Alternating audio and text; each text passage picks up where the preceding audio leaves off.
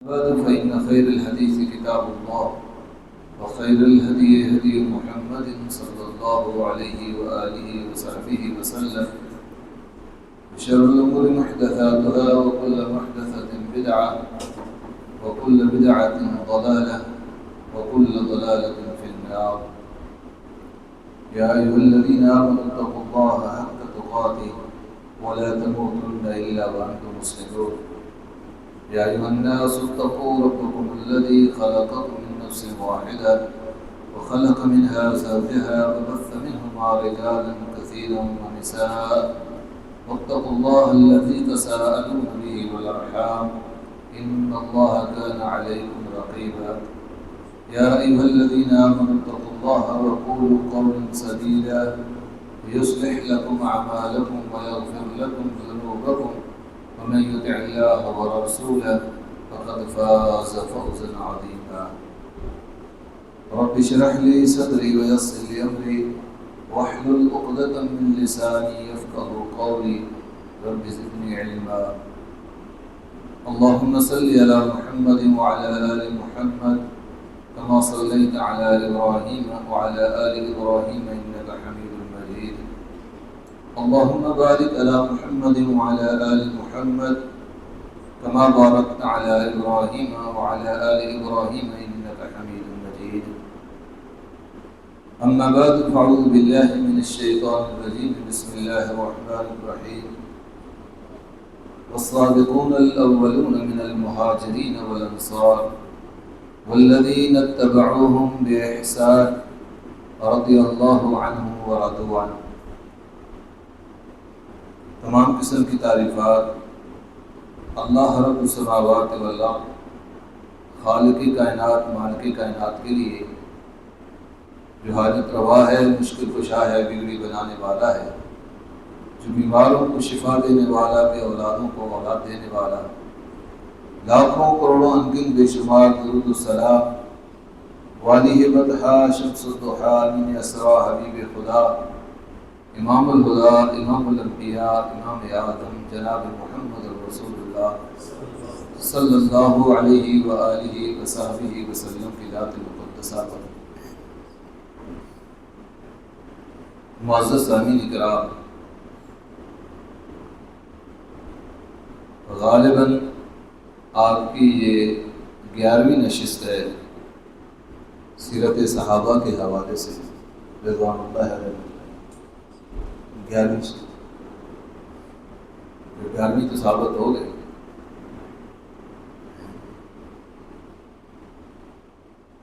یقیناً مجھ سے پہلے اور ایک دو دفعہ میں بھی آیا، صحابہ کرام رضوان اللہ علیہ مجمعین کے جو تذکرے ہیں، ان کا جو ذکر خیر ہے،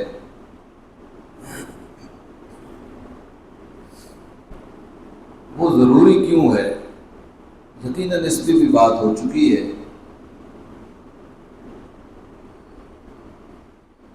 اور ائمہ دین نے، محدثین نے یہ بات ہمیں بتلائی. آپ دیکھتے ہیں آج دنیا میں کوئی شخص قرآن کے خلاف نہیں بولتا. آپ کو قرآن کے خلاف بولتا ہوا کوئی نظر نہیں آئے گا. میری مراد اسلام کے نام لیوا ہے، کفار میری مراد نہیں. جو اسلام کے نام لیوا ہیں آپ نہیں دیکھیں گے ان میں سے کوئی قرآن کی خلاف بات کرتا ہو. بعینی اسی طرح آپ ختم نبوت کے حوالے سے دیکھیں گے کہ کوئی شخص رسول اللہ صلی اللہ علیہ وسلم کی گستاخی کی جسارت نہیں کرتا. قلیل و اقل کوئی بدبخت بد نصیب مسلمانوں میں ایسا ہو، تقریباً میرے علم میں ایسا کچھ نہیں. اسی طرح کوئی بھی اسلام کے شعار کا مذاق نہیں اڑاتا۔ اسلام کے ارکان ہیں، بنی الاسلام علی خمس، نماز کا کوئی مذاق نہیں اڑاتا، زکوٰۃ کا کوئی مذاق نہیں اڑاتا، اللہ کی کوئی توہین نہیں کرتا۔ لیکن ایک چیز ایسی ہے جس کا ارتکاب ایک جماعت، ایک گروہ، خصوصاً اور کچھ لوگ عموماً ان کو اپنی تنقید کا نشانہ بناتے ہیں، اور وہ کون سی آپ کی ٹیئر ہے، پہلی لیئر ہے اسلام کی، ان کا نام ہے اصحاب محمد صلی اللہ علیہ وسلم۔ اگر محمد الرسول اللہ صلی اللہ علیہ وسلم اور صحابہ کا جو زمانہ اور دور ہے اور یہ جو نسل ہے اس کو درمیان سے ہٹا دیں تو اسلام کا ایک لفظ بھی ہم تک نہیں پہنچتا، ایک لفظ بھی۔ اسلام کی ابتدا کیا ہے، انتہا کیا ہے، اسلام کی مبادیات کیا ہے، اسلام کسے کہتے ہیں، کچھ پتہ نہیں۔ اور یہ بات محدثین رحمہ اللہ کر گئے، انہوں نے کہا سبب کیا ہے؟ صدیق و فاروق و عثمان و علی، حسن و معاویہ رضوان اللہ علیہم اجمعین، ان صحابہ پر یا تمام صحابہ پر یا کچھ صحابہ پر اعتراضات یا تنقید کرنے کا سبب کیا ہے؟ تو محدثین کہتے ہیں اس کا سبب یہ ہے کہ وہ یہ چاہتے ہیں کہ ہماری گواہیاں کمزور پڑ جائیں، ہماری گواہیاں مشکوک ہو جائیں، ہماری گواہیاں ختم ہو جائیں، جس کے ذریعے ہم اسلام کا بھی انکار کریں، قرآن کا بھی انکار کریں، ختم نبوت کا انکار کریں، حتیٰ کہ اللہ کا بھی انکار کر دیں۔ اصل جو تنقید کرنے کا مقصد ہے، حالانکہ بعد والوں جو بعد صحابہ کے جو بعد آنے والے تھے ان سے اللہ اور اس کے رسول نے حق کے تنقید چھین لیا، یہ اختیارات سلب کر لیے کہ تم اگر کہو گے تو صرف کلمہ خیر کہو گے، نہیں تو اپنی گندی غلیظ زبانیں بند رکھو گے۔ بس سادہ سا فارمولہ شریعت نے دیا، یا تو ان کے بارے میں، ان نفوس قدسیہ کے بارے میں جو باتیں کرو گے کلمہ خیر ہوگا، اچھائی کی باتیں کرو گے، بس ان کے خیر کے تذکرے کرو گے۔ اگر ایسا نہیں تو پھر تم اپنی زبانوں کو بند کرو۔ حتیٰ کہ شریعت نے، اسلام نے، دین نے ہمیں ان کے درمیان منصف بھی نہیں بننے دیا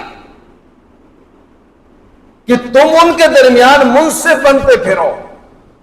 اگر ان کے درمیان کوئی جھگڑا، کوئی واقعہ پیش آیا اور تم چاہو کہ میں ان دو کے درمیان فیصل بنتا ہوں، میں عادل بنتا ہوں، میں فیصلہ کرتا ہوں، تو تمہیں یہ حق اختیار بھی کسی نے دے رکھا؟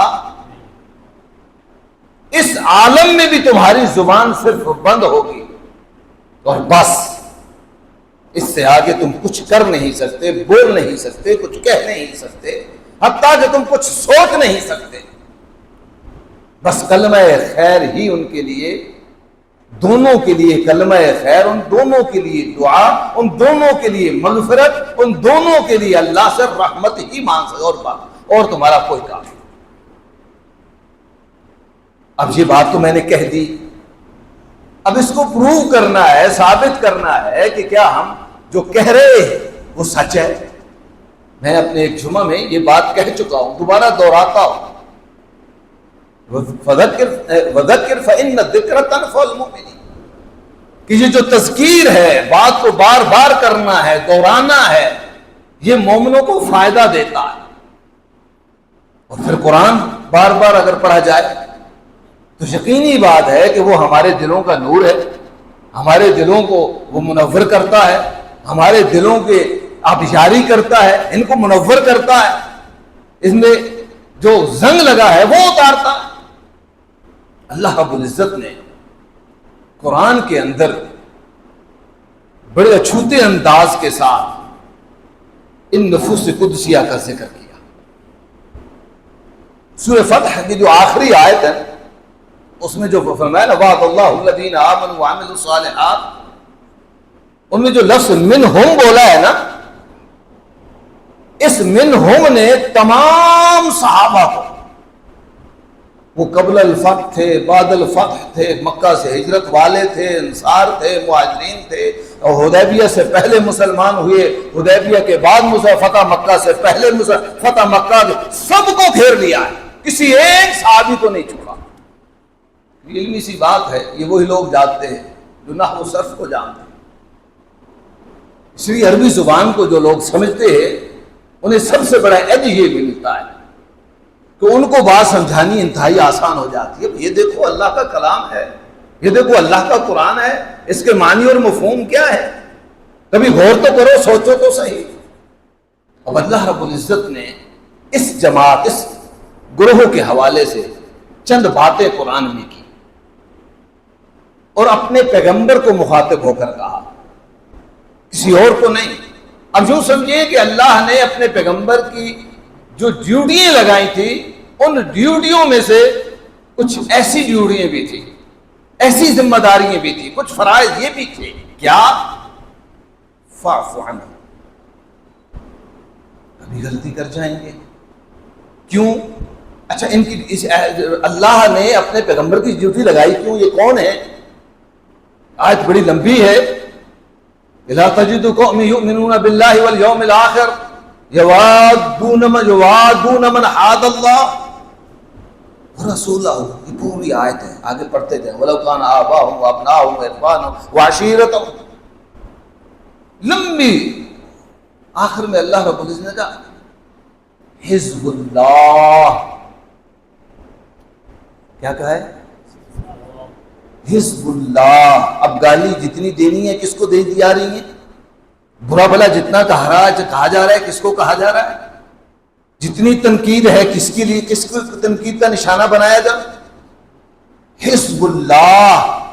یہ حزب اللہ، یہ اللہ کی جماعت ہے، یہ اللہ کا گروہ ہے، جند اللہ، یہ اللہ کا لشکر ہے۔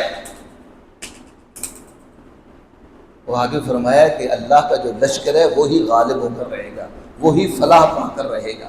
فلاح اور غلبہ اس کی کا ہے، یہ ہے نشانی اس کی، یہ مجلس اس گرمی میں یہ نشانی ہے، یہ برکت ہے، یہ ان کی کرامت ہے، یہ اللہ کا فرمان ہے، اللہ کا معجزہ ہے جو اللہ نے زمین پر چھوڑ رکھا ہے۔ جو تمہیدی بات ابتدا میں کہی کہ اعتراضات صحابہ پر ہونے کی وجہ، اب حال ہی میں آپ نے سنا ہوگا کہ ایک روح سیاح نے یہ کہہ دیا، میں اور آپ تو ابوبکر عمر عثمان کو رو رہے ہیں نا، میں اور آپ طلحہ و زبیر کو رو رہے ہیں، میں اور آپ حسن حسین کو، معاویہ کو رضوان اللہ علیہ ان کو رو رہے ہیں، اور یہ تو وہ بدبخت ہیں جنہوں نے انبیاء کو بھی معاف نہیں کیا۔ صحابہ تو صحابہ رہے، صحابہ تو انبیاء کے بعد آتے ہیں نا، وہ آدم کے بعد ہے، نوح کے بعد ہے، ابراہیم کے بعد ہے، موسیٰ کے بعد ہے۔ یہ صحابہ انبیاء کا مقابلہ تو نہیں کرتے، وہ تو معصوم عن الخطا ہے، صحابہ تو معصوم عن الخطا نہیں۔ لیکن اس نے پشاور میں کیا کہا کہ سیدنا علی رضی اللہ تعالی عنہ انبیاء سے افضل۔ گستاخی ابو بکر عمر عثمان کی جو کی وہ تو کی کہ غدیر کے بعد جب تک کوئی شخص اشہد ان لا الہ الا اللہ واشہد ان محمد الرسول اللہ اور اس کے بعد اشہد ان علی ولی اللہ نہیں پڑھتا، وہ جنت میں نہیں جا سکتا۔ جہاں صحابہ کی گستاخی کی اس بدبخت نے کی، لیکن وہیں پر انبیاء کو بھی معاف نہیں کیا۔ ان کے ہاتھ سے انبیاء کو چھوڑیے، ہمیں پتا ہے ہمارے ساتھ کیا معاملات چل رہے ہمیں پتا ہے، لیکن کعبہ کے رب کی قسم نہ ڈرے تھے، نہ ڈرے ہیں، نہ انشاءاللہ ڈریں گے۔ اسی راہ وفا میں جان جان آفرین کے سپرد کر دیں گے، لیکن کبھی کسی مصلحت اور مداحنت کا شکار، کسی خوف اور ڈر کا شکار نہیں ہو۔ چھوڑیے انبیاء کو، آپ انبیاء کی گستاخیوں پر روتے ہیں، صحابہ کی گستاخیوں پر رو رہے ہیں، اور ان بدبختوں نے اپنی کتابوں میں لکھ دیا جو ابھی جو کچھ یہ جو انقلاب آپ کے پڑوس میں آیا تھا اس کے بانی نے لکھا تھا کہ ہم ایسے رب کو نہیں مانتے جو ابو بکر اور عمر کو خلیفہ بنا دے۔ آپ انبیاء کو روتے ہو، ہم صحابہ کو روتے ہو۔ ابھی کھل رہے ہیں، ان کو کھلنے دیجئے۔ او بابا یہ کھل رہے ہیں، ان کو کھلنے دیجئے۔ ابھی انبیاء کا انکار ہے، پھر قرآن کا ہو، حتیٰ کہ انہوں نے تو یہ بھی لکھا، یہ بھی کہا ان جبریل خان الرسالہ، جبریل نے خیانت کی تھی رسالت پہنچانے میں۔ من کان عدو لجبریل، اللہ نے قرآن میں یہ بتلایا تھا کہ دشمن ہے یہ یہودی، کس کے؟ جبریل کے دشمن ہے۔ اور ہم نہیں کہتے، ہم یہ کہا کرتے ہیں کہ ان کے اندر جتنا عقیدہ ہے، خصلتیں ہیں، سب اور سب یہود کی ہیں، اور ہماری مانتا ہی کوئی نہیں کہ آپ جذباتی لوگ ہیں جناب۔ اور کبھی کبھار تو ہمیں لوگ اس انداز سے کہتے ہیں دیکھیں جی بڑے اخلاق والے ہیں، ان کی دکانوں پہ جائیں، ان کے گھروں میں جائیں، ان کو بڑا اخلاق ہے ان کا۔ میں نے کہا ابو بکر و عمر عثمان کو گالی دے، عائشہ و حفصہ کو گالی دینے والے کو کا اخلاق ہمیں بتلاتے ہو، یہ ہمیں سکھلا رہے ہو جو ابو بکر و عمر عثمان کو گالی دے، عائشہ و حفصہ کو گالی دے، اور ہمیں کہتے ہو ان کا بڑا اخلاق ہے۔ یہ اخلاق ہے جی کہ تمہاری ماں کو گالی دے رہا ہے، اور رسول اللہ کے سسر کو گالی دے رہا ہے، رسول اللہ کے داماد کو گالی دے رہا ہے، اور رسول اللہ کی بیوی امہات المؤمنین ام المؤمنین جن کو قرآن نے اہل بیت کہا، جن کو قرآن مخاطب ہوا، جس پر تہمت لگی، اس روئے زمین پر انبیاء پہ تہمتیں لگی، رسولوں پر تہمتیں لگی، گواہیاں لوگوں نے دی، عورتوں نے دی، بچوں نے دی، جوانوں نے دی، انسانوں نے دی، لیکن جب عائشہ پہ تہمت لگی تو گواہی عرش والے نے دی۔ اس کو کافرہ کہے، کہتے ہیں جی آپ ایسی بات نہ کریں جس سے عوام مشتعل ہو۔ ہم نہیں کہتے، ہم آپ کو کہتے ہیں کہ ان کی زبانوں کو لگام دیں، کیونکہ ہم بھی اپنے اندر دل رکھتے ہیں نا، ہم بھی گوشت پوست کے بنی ہوئی ہے، ہمارے بھی جذبات ہیں۔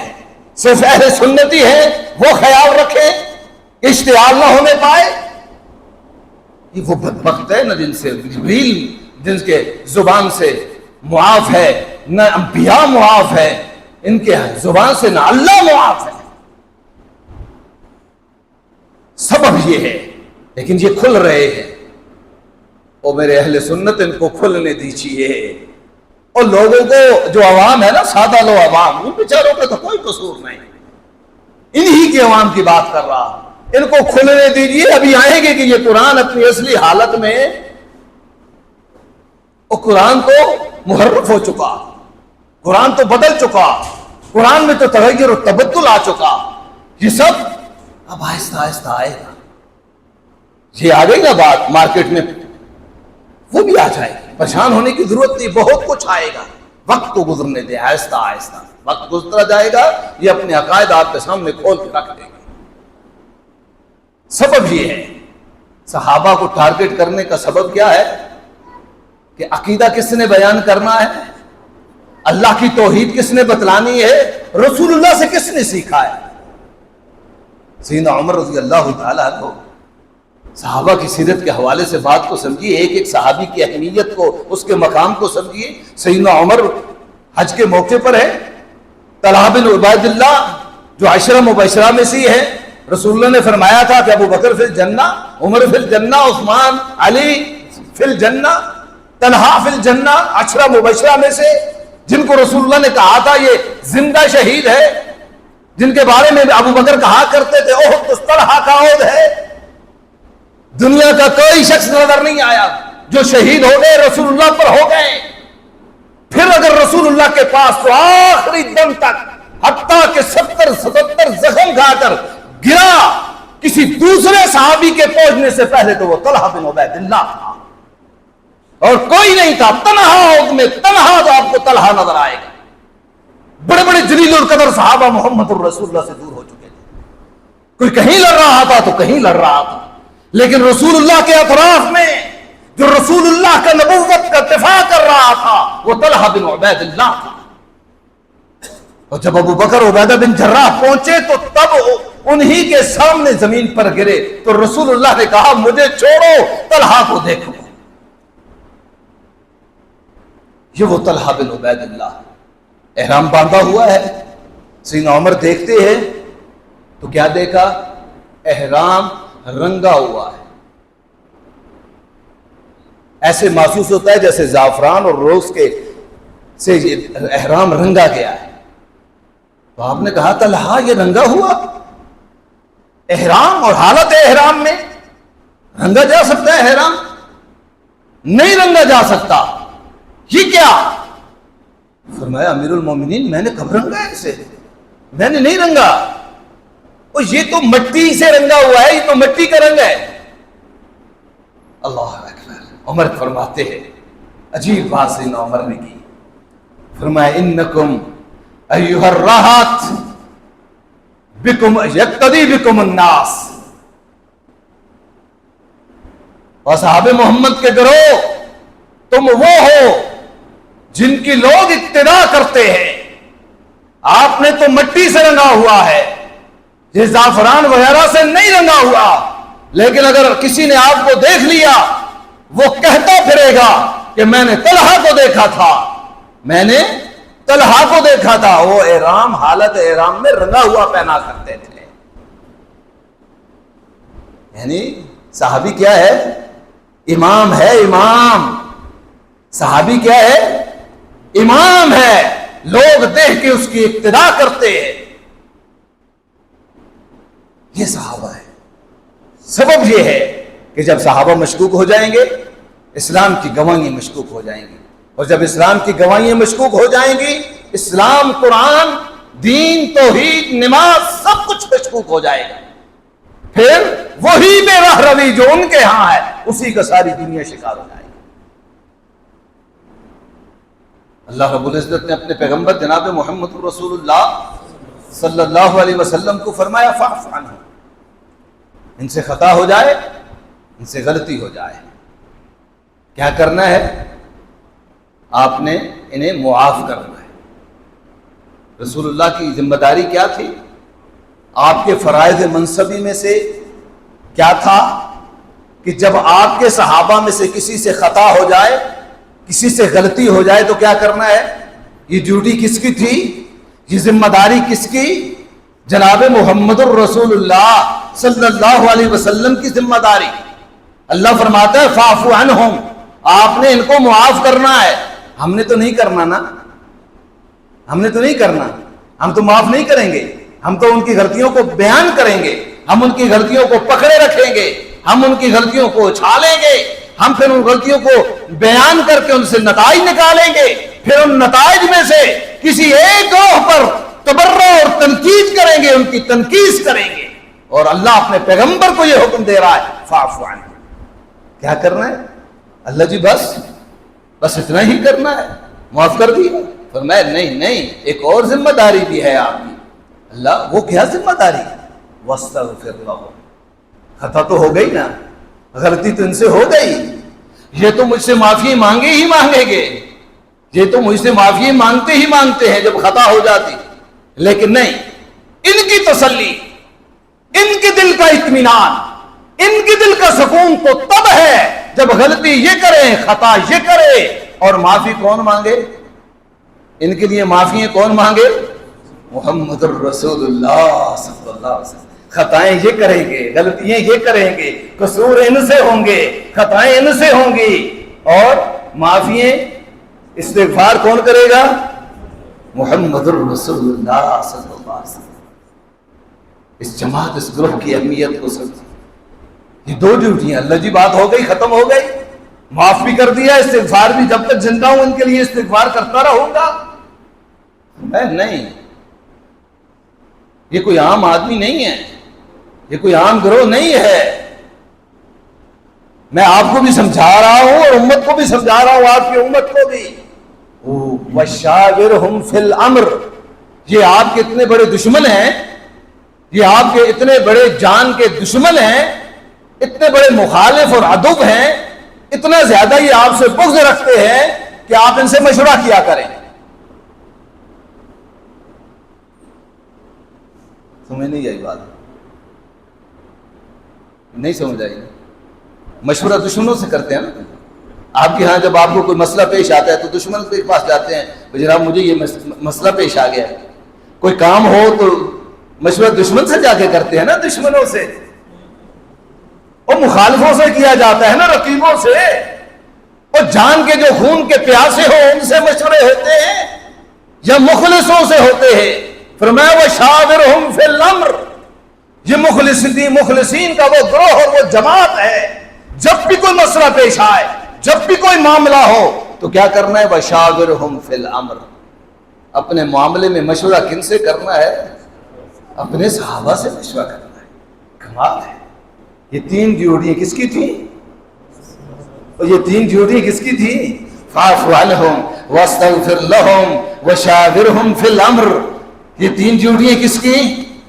اب رسول اللہ تو دنیا سے چلے گئے, معافی کا سلسلہ بھی بند ہو گیا کہ نہ ہو؟ وَاسْتَغْفِرْ لَهُمْ کا سلسلہ بھی بند ہو گیا, وَشَاوِرْهُمْ فِي الْأَمْرِ وہ بھی ختم ہو گیا. اب کیا جی؟ نہیں, جند اللہ, حزب اللہ, یہ ہے میرے, جماعت میری, گروہ میرا. اور رسول اللہ تو دنیا سے چلے گئے. کیا رسول اللہ کے جانشین بھی آئیں گے؟ اور کیا دنیا میں قیامت تک رسول اللہ کے جانشین آئیں گے کہ نہیں آئیں گے؟ العلماء ورثۃ الانبیاء, اور رسول اللہ کی امت قیامت تک ہوگی کہ نہ ہوگی؟ کیا اس امت کے علماء زندہ ہوں گے کہ نہ ہوں گے؟ کوئی صدی امت کے علماء سے, انبیاء کے, محمد الرسول اللہ کے وارثوں سے کوئی صدی خالی ہوگی؟ کوئی لمحہ خالی ہوگا؟ نہیں ہوگا. اللہ نے کہا نہیں, صرف بندوبست پیغمبر تک نہیں کیا تمہارا, میں نے ایک اور قوم کی ڈیوٹی بھی لگا دی. کس کی؟ نبی کی جانشینوں کی, نبی کے وارثوں کی. جس کو اپنے آبا کا سبق ازبر نہیں, وہ کیوں کر میراث پدر ہو. اور محمد الرسول اللہ کا سن لیجیے, جو محمد الرسول اللہ کے صحابہ کے لیے استغفار نہ کرے, جو محمد الرسول اللہ کے صحابہ کے لیے مغفرت کی دعائیں نہ کرے, جو محمد الرسول اللہ کے صحابہ کے لیے رحمت کی دعائیں نہ کرے, جو محمد الرسول اللہ کے صحابہ کو معاف نہ کرے, دل میں ان کا بغض اور عناد پالے ہوئے ہو, وہ اس امت کا محمد الرسول اللہ کا وارث جانشین. العلماء ورثۃ الانبیاء, وہ عالم نہیں, وہ علماء سو میں سے ہو سکتا ہے, وہ علماء ربانی اور علماء حق میں سے نہیں ہو سکتا, کیونکہ ڈیوٹی ہے. اس امت کی ذمہ داری اللہ نے لگائی, جس طرح اللہ نے اپنے پیغمبر کی ذمہ داری لگائی. کیا ذمہ داری ہے؟ کیا کرنا ہے؟ اللہ تیرے نبی کی 3 ذمہ داریاں تھی, فرمایا تمہاری 2 ذمہ داریاں لگا رہا. وَشَاوِرْهُمْ فِي الْأَمْرِ تو ہو نہیں سکتا. کیسے ہو؟ ممکن نہیں. جب وہ ہوں گے نہیں, جب تم ان کو دیکھو گے نہیں, جب تم ان کو پاؤ گے ہی نہیں, جب وہ تمہارے سامنے ہی نہیں ہوں گے, تو وَشَاوِرْهُمْ فِي الْأَمْرِ کیسے ہوگا؟ نہیں ہو سکتا. تمہاری یہ 2 ڈیوٹی ہے. اللہ کون سی وہ 2 ڈیوٹی ہے؟ فرمایا ربنا اغفر لنا ولإخواننا الذين سبقونا بالایمان. تمہاری ذمہ داری جس طرح محمد الرسول اللہ کی ذمہ داری واستغفر لهم, وہی ذمہ داری تمہاری. ربنا اغفر لنا ولإخواننا الذين سبقونا بالایمان, یہ دعا کرنی ہے.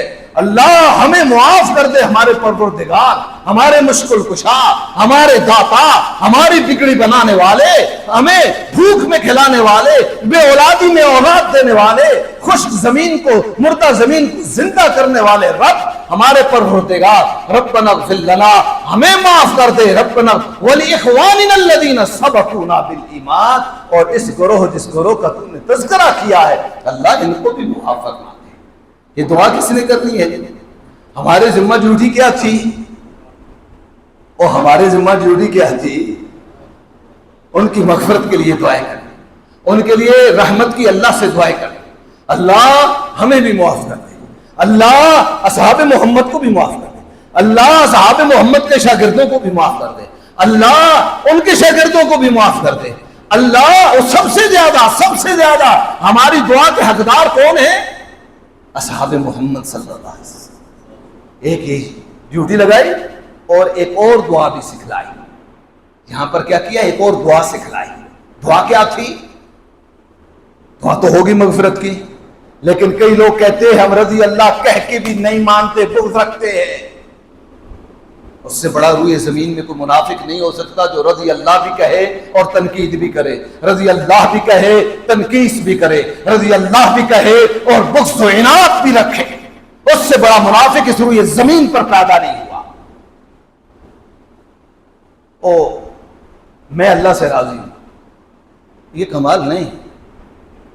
بابا میں اللہ سے راضی، یہ کمال۔ ابن قیم نے کہا نا تم اللہ سے محبت کرتے ہو، یہ تو کوئی کمال نہیں ہے، کمال تو یہ ہے کہ وہ تم سے محبت کرے۔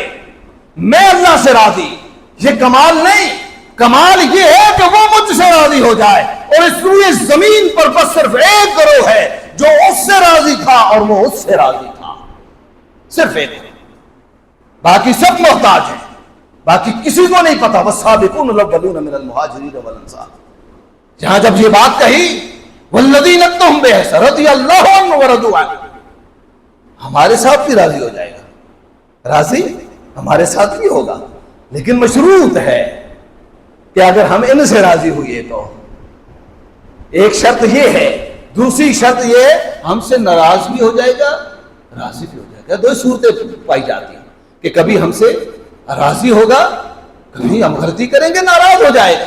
لیکن یہ گروہ وہ ہے جس سے صرف راضی، جس سے صرف راضی اور بس۔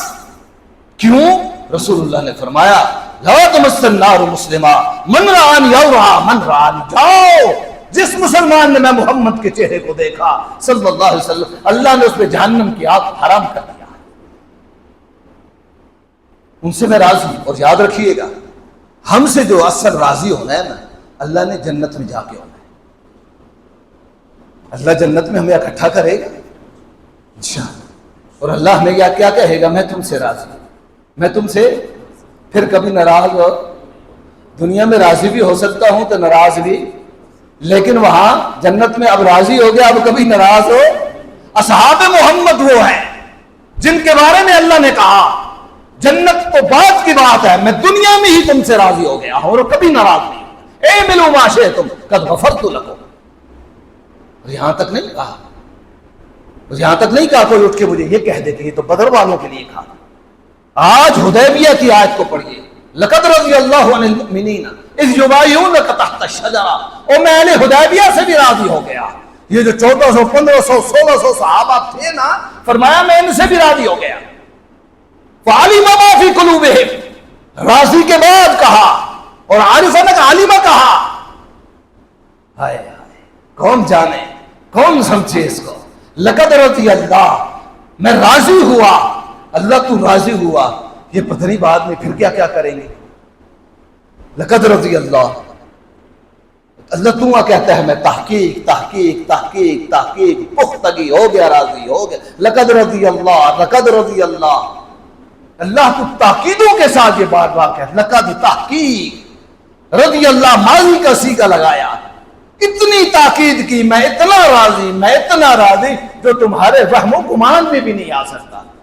فعلم ما فی قلوبہم، اور سنو میں وہ نہیں ہوں جو ظاہر دیکھ کر راضی ہوتا ہے، میں وہ نہیں جو اعمال دیکھ کر راضی ہوتا ہے، اور میں وہ نہیں ہوں۔ تم راضی ہو گئے اس کے ظاہر کو دیکھ کر، تم ان کی ہجرتوں کو دیکھ کر راضی ہوئے، تم ان کو مکہ کی وادیوں میں پستہ دیکھ کر راضی ہوئے، کبھی تم انہیں بدر میں لڑتا ہوا دیکھ کر راضی ہوئے، کبھی تم انہیں احد میں ایک لازوال داستان ایک محبت کی وفا کی پیش کرتے ہوئے دیکھ کر راضی ہوئے، کبھی وہ بچے یتیم کرا رہے تھے تب راضی ہوئے، کبھی تم نے دیکھا کہ چار خامن بھی، بیٹا بھی، بھائی بھی سب ذبح ہو گئے احد میں، اور محمد رسول اللہ کے چہرے کو دیکھ کر کہا کہ کل مصیبت بعدک اجل، یہ تو ظاہر دیکھ کر تم کر رہے ہو، لیکن میں فعلم ما فی قلوبہم، تو میں تو ان کے دلوں کو دیکھ کر راضی ہوا ہوں، مجھے پتا ہے کہ اس سے پہلے ان کے دلوں میں کیا تھا، مجھے پتا ہے اب ان کے دلوں میں، یہ جو بیعت کر رہے ہیں نا، ان کے دل میں کیا ہے میں جانتا ہوں، مجھے پتا ہے، لقد رضی اللہ، اور میں پھر کبھی زندگی میں ان کے دل میں کیا آئے گا میں اس کو بھی جانتا ہوں، لقد رضی اللہ، میں پھر بھی راضی، میں جانتا ہوں جو ان کے دل میں تھا، میں جانتا ہوں جو ان کے دل میں ہے، میں جانتا ہوں جو ان کے دل میں ہوگا، لقد رضی اللہ عن المؤمنین اذ یبایعونک تحت الشجر، میں تم سے راضی ہو گیا، کیوں؟ فعلم ما فی قلوبہم فانزل السکینۃ علیہم، اور میں نے تو ان کے دلوں کو حال کے بعد پختہ کر ڈالا ہے۔ سیدہ حفصہ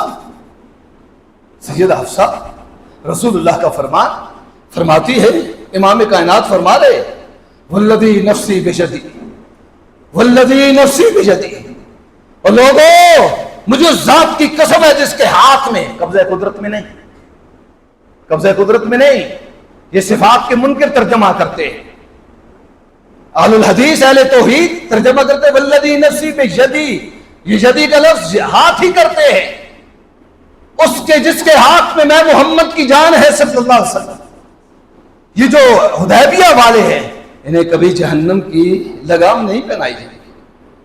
ہائے قاریہ قرآن ام المؤمنین عمر کی بیٹی حفصہ رسول اللہ صلی اللہ علیہ وسلم کو مخاطب ہوتی ہے، قاریہ قرآن تھی، قرآن کے پڑھنے والی تھی، کہتی ہیں اللہ کے رسول ان منکم الا واردھا کا کیا بنے گا؟ آپ نے تو کہہ دیا کہ جہنم پہ میرے یہ پیش نہیں ہوں گے، ان منکم الا واردھا کا کیا بنے گا، اس کا کیا ہوگا؟ قرآن تو کہہ رہا ہے ہر ایک کو پیش کیا جائے گا، ہر ایک کو۔ فرمایا حفصہ ذرا آگے تو پڑھنا، اور حفصہ آگے تو پڑھنا، ثم ننجی الذین آمنوا اتقوا، اور آگے تو پڑھ، اور قرآن کو اس سے آگے تو حفصہ پڑھ، رک گئی نہ تو پیچھے، آگے تو پڑھ۔ میرے محمد کے صحابہ اس میں نہیں ہیں، وہ کوئی اور ہوں گے، وہ کوئی اور ہوں گے، اصحاب محمد جو میرے ساتھی ہیں صلی اللہ، وہ اس میں نہیں ہیں، احد والے ہو، حدیبیہ والے ہو، اللہ نے قرآن میں پھر جو فتح مکہ کے بعد آئے ان کا تذکرہ، قل وعد اللہ حسنا، اور کوئی بدبخت یہ نہ کہہ دے کہ جو ہجرت کے بعد، حدیبیہ کے بعد، فتح مکہ کے بعد مسلمان ہوئے وہ اس میں نہیں ہیں۔ اللہ نے قل وعد اللہ حسنا، جاؤ میں نے سب سے اچھائی کا وعدہ کر رکھا ہے، میں نے سب سے، صحابہ کرام رضوان اللہ علیہم اجمعین کے مقام کو سمجھے۔ اگر میرے پاس وقت ہوتا، وقت میرا ختم ہو چکا ہے، 45 منٹ مجھے دیے گئے تھے، تقریباً ہو گئے، گرمی شدید ہے، وقت ہوتا میں اگلے اسی سورہ فتح کی آیات کو پڑھتا، لیکن بدنصیبی ہماری یہ ہے، بدقسمتی ہماری یہ ہے کہ ہم نے قرآن کو نہیں پڑھا، ہم تاریخ کے جھروکوں میں گئے، ہم نے تاریخ میں جا کر جھانک کر دیکھا، بے ثبات غیر ثابت روایات کو اٹھایا، جھوٹی راویوں کی جھوٹی روایات کو اٹھا کر محمد الرسول اللہ کے صحابہ پر منطبق کر دی، حتیٰ کہ اللہ کا فرمان حدیث قدسی سنیے، اللہ سیدنا عبداللہ بن مسعود فرماتے ہیں کہ اللہ نظر اللہ فی قلوب العباد، لمبی بات، مختصر اس حدیث کے الفاظ کو سنیے، سمجھیے، سب سے پیارا دل جو نظر آیا فوجدک، بہترین دل وہ محمد الرسول اللہ کا دل تھا، اللہ نے نظر فی قلوب العباد، بندے کے دلوں میں جھانک کر دیکھا، سب سے پیارا دل جو نظر آیا وہ کس کا دل تھا؟ یہ فطرت الرسل کا دور تھا. فرمایا کہ اصطفاہ، اللہ نے ان کو چن لیا اپنی رسالت کے لیے، نبوت کے لیے، اپنے لیے، لنفسہ ہی، اپنے لیے چن لیا.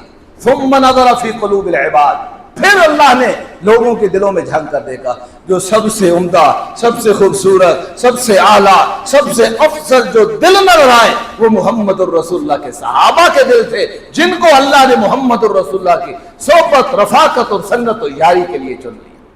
اللہ جی کیوں چنا؟ وَلِيُقَاتِلُوا عَلَىٰ دِينِهِ. ہائے ہائے ہائے ہائے، اللہ کی قسم، اللہ کی قسم ان الفاظ نے سینے چیر کر رکھ دیے، بختوں کے چہروں پر مزید سیاہی لگا دی جو یہ کہتے ہیں کہ یہ وہ صحابہ تھے جنہوں نے اسلام کی عمارت کو کمزور کیا، جنہوں نے اسلام کی عمارت کو ناتواں بنایا، جنہوں کی وجہ سے اسلام کمزور پڑا. لیکن اللہ کہتا ہے یقاتلون علی دینہ، میں نے ابو بکر کو چنا، عمر کو چنا، عثمان کو چنا، علی کو چنا، حسن کو چنا، معاویہ کو چنا، طلحہ زبیر کو چنا، سعد و سعید کو چنا. میں نے چنا صرف اس لیے یقاتلون علی دینہ، تاکہ محمد الرسول اللہ کے دستے بازو بن کر قتال کریں اس کے دین کے لیے اور دنیا میں دین اور اسلام کو نافذ کر دیں. یہ کون کہہ رہا ہے؟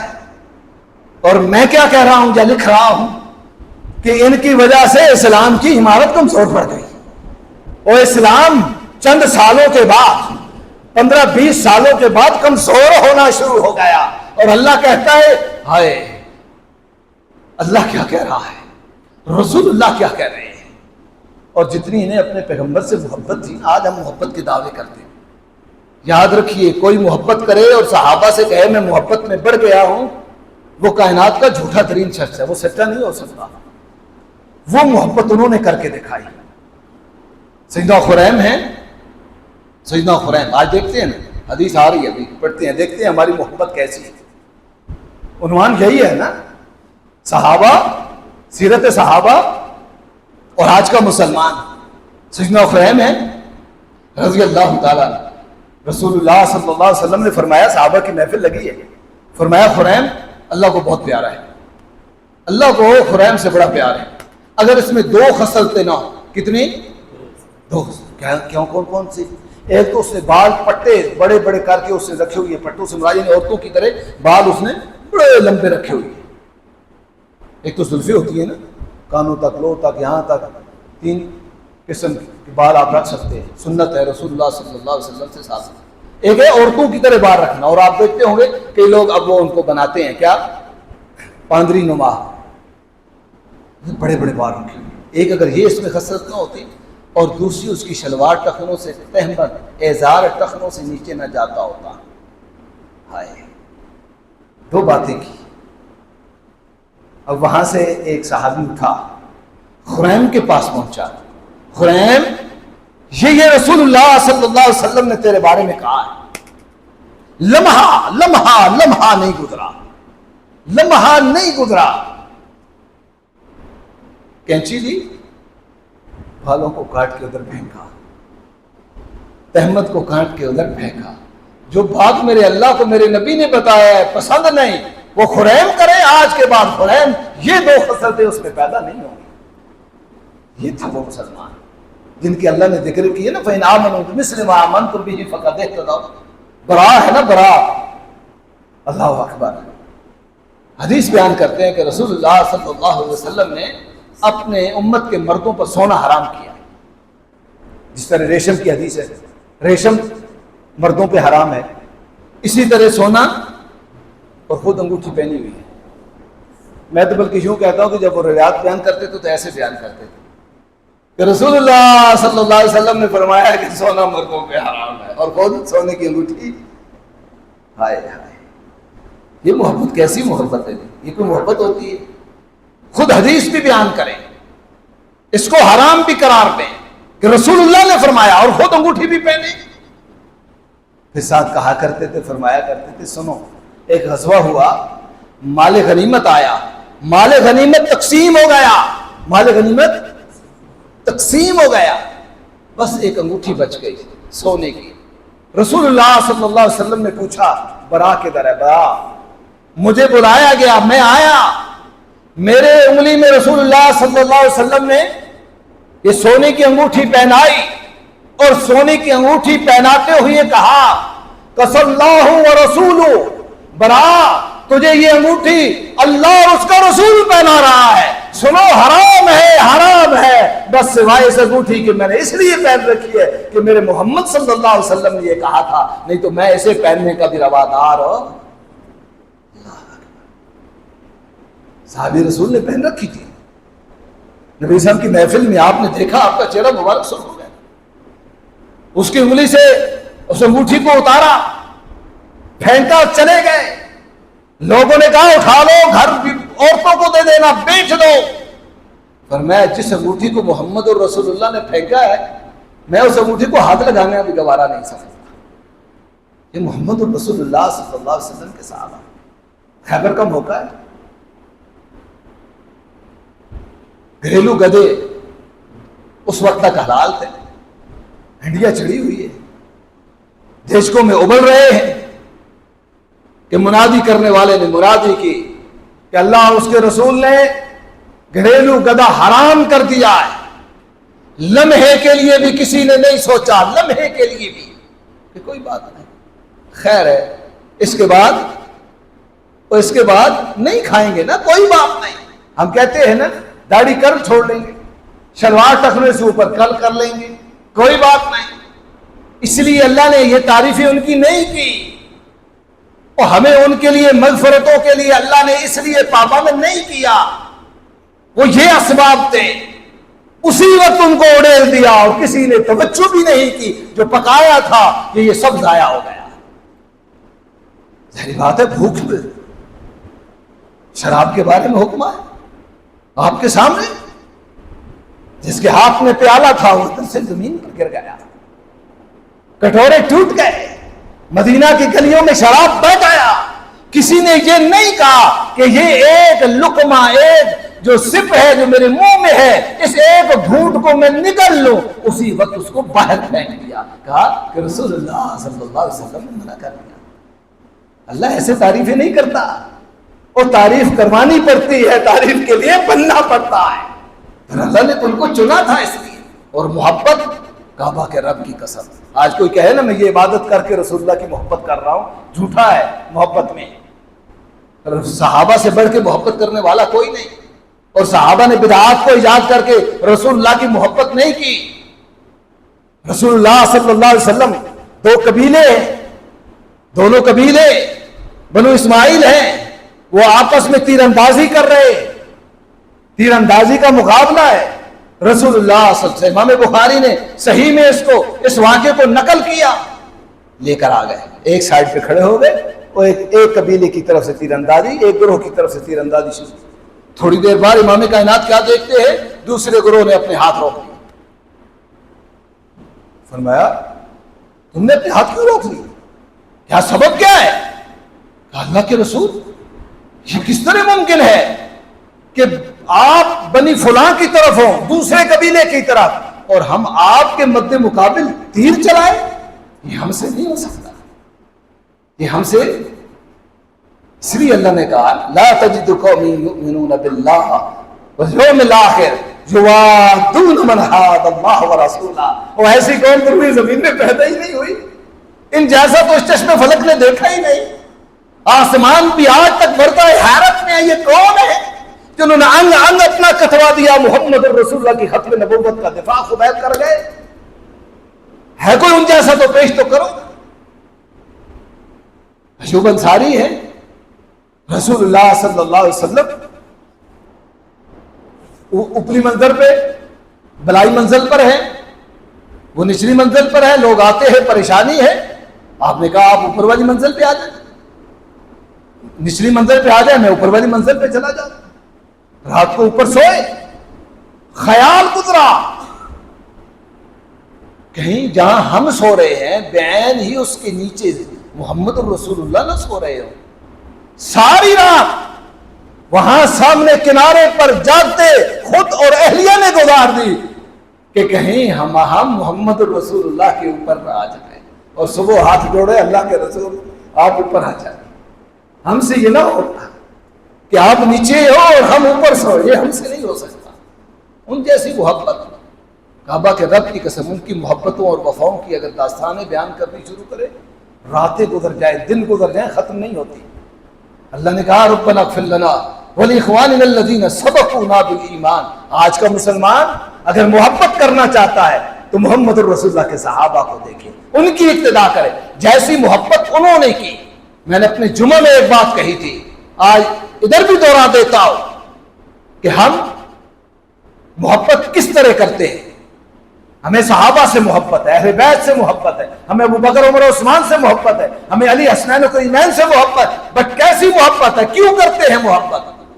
پوچھنے والے نے پوچھا، اور پوچھنے والا کوئی عام نہیں تھا، وہ اس نے پوچھا جس کو رسول اللہ نے کہا تھا کہ ساری دنیا اسلام لے کر آئی ہے، امر تو ایمان لے کر آیا ہے، ساری دنیا اور مسلمان ہوئی ہے، امر تو مومن ہوا ہے۔ اب مومن نے سوال کیا، سوال کیا کرتا ہے مومن؟ من احب الناس یا رسول اللہ، اللہ کے رسول دنیا میں سب سے زیادہ محبت کس سے کرتے ہیں؟ آپ کی محبت کا محور و مرکز کون ہے؟ آپ کا محبوب سروئے زمین پر کون ہے؟ کس کو سب سے زیادہ پیار کرتے ہیں؟ کس کو ٹوٹ کر چاہتے ہیں؟ آپ نے فرمایا عائشہ، اور میرے صحابی مومن صحابی سن لے، میں سب سے زیادہ سروئے زمین پر جس سے محبت کرتا ہوں وہ کوئی اور نہیں۔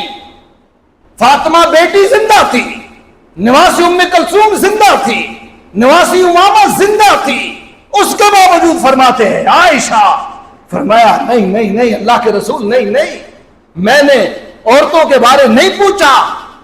اللہ اکبر، ومن الرجال یا رسول اللہ، اللہ کے رسول مردوں میں سے پوچھ رہا ہوں، مردوں میں سے، کیونکہ اس سوال کے پیچھے کچھ ہے، اس سوال کے پیچھے کچھ مطلب ہے۔ آج لشکر کا آپ نے مجھے سالار بنایا، ابو بکر بھی تھے، عمر بھی تھے، عثمان بھی تھے، علی بھی تھے، طلحہ و زبیر عشرہ مبشرہ اہل بدر و اہل احد تھے، لیکن سالار میں بنا، اس لیے پوچھ رہا ہوں پتہ تو چلے۔